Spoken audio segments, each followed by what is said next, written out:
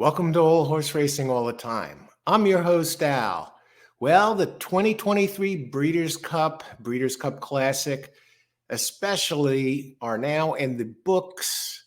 We're going to take a look at how that all took place in the Breeders' Cup Classic. White Abarrio wins the race for the returning Rick Dutrow in grand fashion. But how did this all happen? I know Bob Baffert and with Arabian Night opened as the favorite. Wasn't the favorite by the time the race opened. The key question here is, did the pace really have anything to do with it? You know the saying, pace makes the race. We're going to take a look at that. And we'll start off with the opening pace.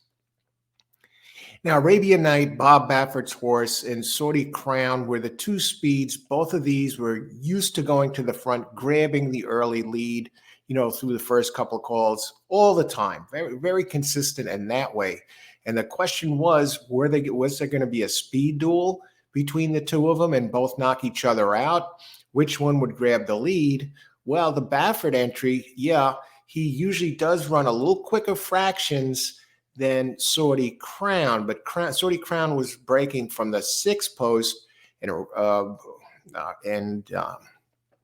Arabian Night was breaking from post 12.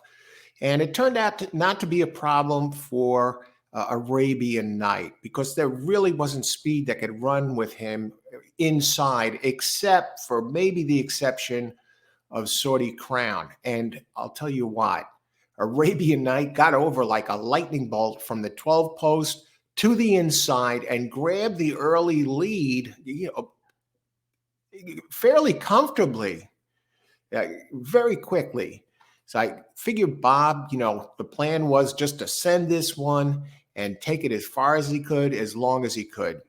And Saudi Crown did put some pressure on, not much. He started to apply some pressure, made up a little bit of ground, said he was pulling almost alongside Arabian Night. But Arabian Night gave Saudi Crown a dose of something he wasn't used to, not grabbing the lead over the first couple of calls. And I think from what I can see, maybe it frustrated the horse and it quit. It didn't quit right away. It ran along for a while, heading towards into the far turn. But the eventual winner, White Abarrio, was running there in the, tracking the both of them. And White Abarrio isn't the type that usually goes directly to the front, but he's usually fairly close. And he played that game again. Now, a little bit about White Abarrio. Anything short of the retired flight line, if White Abarrio comes back and ran a race similar to his previous race, which he won, Flatline probably is the only horse that could have beat this guy. So he was tracking along, and the speed, they continued down into the turn. White Abarrio, as they were entering deeper into the turn, White Abarrio was now making his move with Irad Ortiz and starting to inch up towards the two leaders, and eventually pulling alongside on the turn. And at that point, Saudi Crown had enough, started to drop back quickly. But Arabian Night tried to keep going.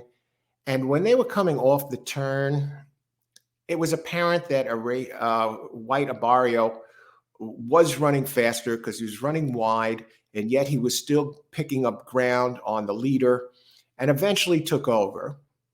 And lo and behold, then he started to pull away, and Arabian Night did fade and eventually dropped back, missing the trifecta there in the race.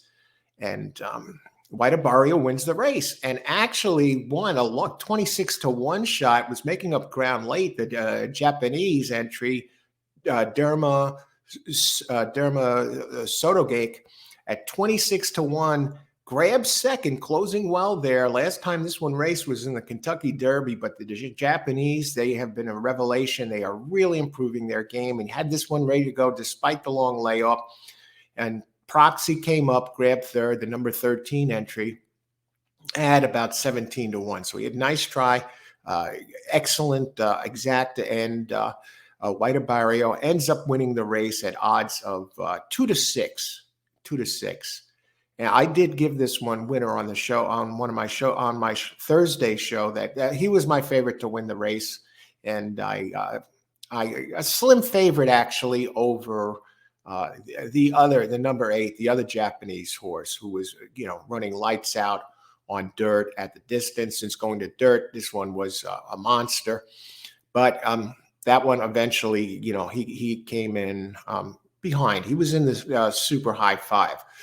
But what I can see here from White Abarrio, this is a special horse, and the trainer Rick Dutrow, almost 6 months exactly to the day, just a hair under 6 months, comes back from a 10-year suspension. And this guy was a tremendous trainer before the suspension, leading trainer in New York.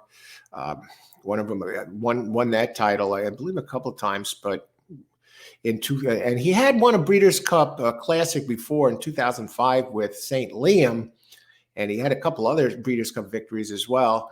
So now he comes back, 10-year suspension, back training in 6 months. He started training, had his first race 6 months ago, and now he wins the Breeders' Cup Classic. Rick Dutrow, the babe, is back. Yeah, Rick Dutrow, he calls everyone babe.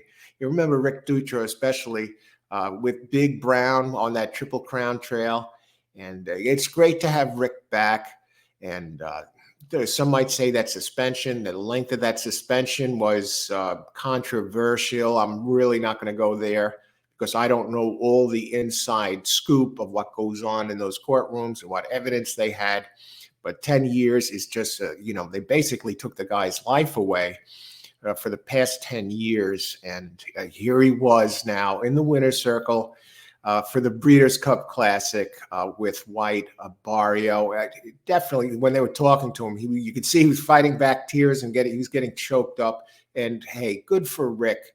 So I think this cements White Abarrio is the lock for Eclipse winner for top older male horse. So White Abarrio, yeah, I'm wondering now, are they going to run this one as a 5-year-old? I was looking into that. I don't see any real word on what's going on there. But well, that's it. The 2023 Breeders' Cup turned out to be a real thriller. And to answer my earlier question, did pace make the race? It's hard to say, because I think this White Abarrio was probably good enough to win this race, almost regardless of what kind of pace transpired. We had a clear early leader in Arabian Night, and I think it definitely made the pace made the race for Saudi Crown, because when this one didn't get the lead, it looks like this one quit. This one needs the lead, and we'll have to see what goes on from here as far as White Abarrio and the 2024 campaign. Geez, I hope he comes back. Just such a special horse. And he gave Rick Dutrow fans are besides themselves. And what about Bob Baffert? Bob Baffert gets shut out in Breeders' Cup races. He was 2 wins behind the great D. Wayne Lucas, as far as tying him for the most Breeders' Cup victories. So that's going to have to remain on hold for another year for Bob. But now the big news is not Bob. The big news is White Abarrio and the thrilling return of Rick Dutrow from a 10-year suspension to come back and win the Breeders' Cup for the Breeders' Cup Classic for the second time in his career. And after the long suspension, back just 6 months. It's just storybook stuff, folks. So if you like this video and you like to get notifications of more videos, hit the like button and hit the subscribe button. Get notification of all new videos and live shows. And make sure you hit the bell, turn it black when you subscribe. So thanks for watching, everyone. Have a great day and all the best.